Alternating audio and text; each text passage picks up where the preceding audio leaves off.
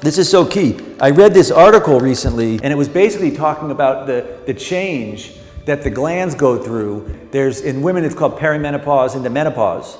For men, they don't really describe it so much, but it's the same thing. It's basically your glands resetting after the first, phase of your life. Well, they're now saying that this transition is happening to people as young as 29 years old due to all the EMF and Wi-Fi and smart meters, all this stuff going on, all these outer stresses, looking at phones.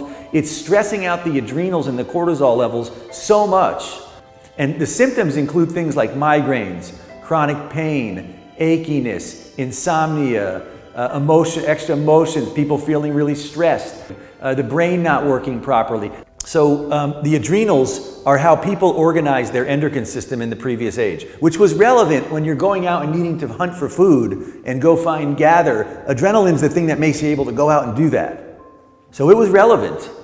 Yet now the situation has changed. You don't want to be in adrenaline all day because then you're always responding to the outside world. And there's too much going on right now in the outside world. I've been into glands for years. My background's cranial work. I love cranial work. A lot of this work is rooted in an understanding of the cranial rhythm and opening that unwinding. And if your glands are releasing adrenaline and cortisol, it's like a magnetic field. Adrenaline, on, off, on, off. Well, what happens to magnetic field, right? Everything clings to it. Heavy metals, pesticides, toxins, cell memory, emotions, belief, attitude, all those things cling. Most people are setting up the condition for the things that they're holding on to that they don't like.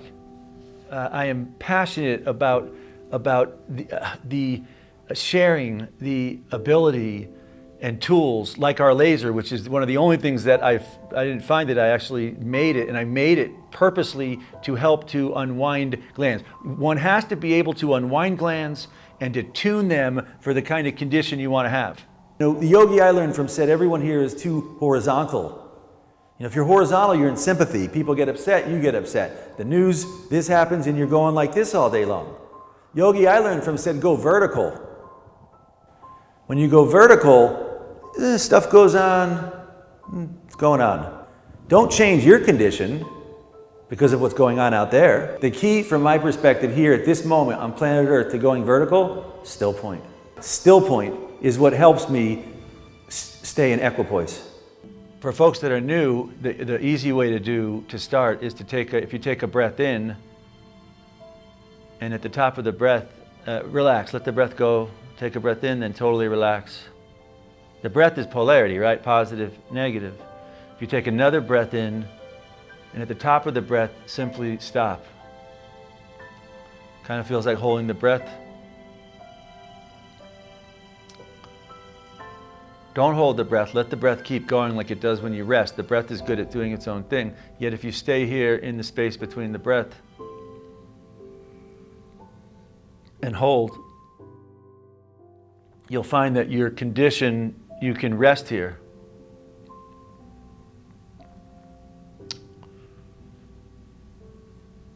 Breath is gently doing its own thing. Really what happens is when you hold still point, the breathing slows and starts to acclimate and tune to the cranial rhythm, the cerebral spinal fluid rhythm, which is slower than the breath. And it's how everyone is when they're a baby. Everyone is kind of... I learned this from a yogi, and yogi said he lived in space between the breath. Still point to me is that quintessential state that enables everyone. We're going to do this throughout the course of take a breath in, stop right at the top, hold for a moment, let the breath keep going, yet stay here in space between the breath. But what it does is it really takes you into the place that is the part of yourself that is very unknowable. And if you can be introduced to it through your breath, then it's a familiar thing, because when you breathe, you go there every single breath, and you've been doing it all your life. What's happening is we're able to start to sort of like get more in tune with that. What does it mean to me? It means everything, because it's where everything comes from. Paul, if I was in person with you, I would just bow bow, deep gratitude for what you have brought. And thank you. Thank you, thank you, thank you. It's just incredible. And I believe that as far as the laser, you could look the world over. But when you capture the healing energy that's in this small little instrument for the price that's on it, for what it delivers in return, it doesn't just work on the physical level. It heals the entire essence of who you are. You become the full expression of who you were meant to be. And people seem to be more and more gravitating towards me and the laser because I've shifted my focus.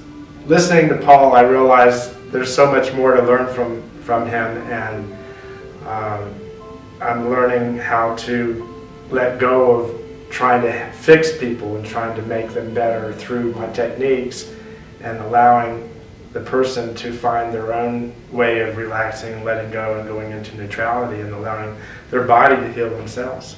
I really realized that there's so much more to know, and yet at the same time there's so much to let go of. You can do the adrenals. I want to show you 2 or 3 points.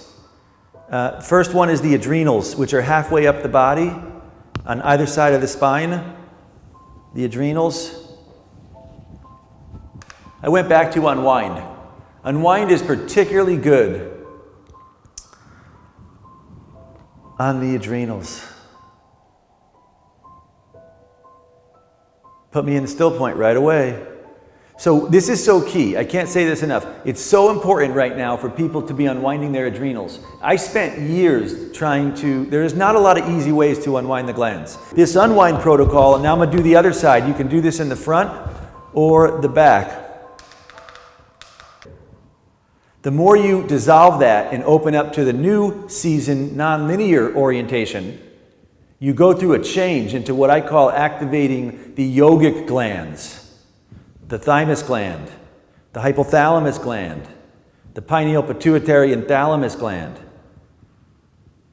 and the carotid in the back of the, and I'm going to touch on those in a moment. Yet before we do this unwind protocol, and now I'm going to do the other side. You can do this in the front or the back.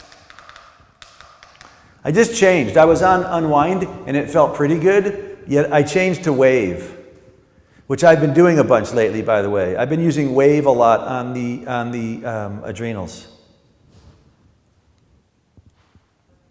Still point is what made me able to stay in a state of integrity and coherence amidst everything going on. I don't care if it's going on, it's not going on.